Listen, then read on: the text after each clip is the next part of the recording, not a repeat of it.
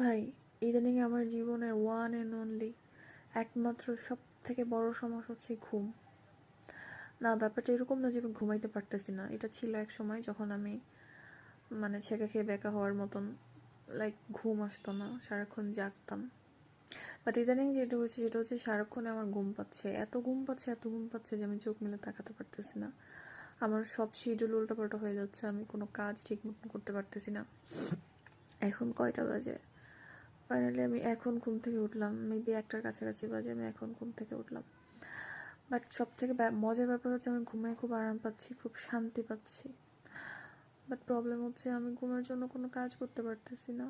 একটা সময় এরকম ছিল যখন সারা রাত জাগতাম, তারপর ঘুমাতে গিয়ে দেখতাম যে সকাল হয়ে গেছে, মানে কখন সকাল হয়ে যেত কখন সন্ধ্যা হয়তো টেরই পেতাম না। আর এখন এরকম হয়েছে যে আমি ঘুমের জন্য কখন মাঝরাত কখন সকাল কখন সন্ধ্যা কিছুই টের পাই না।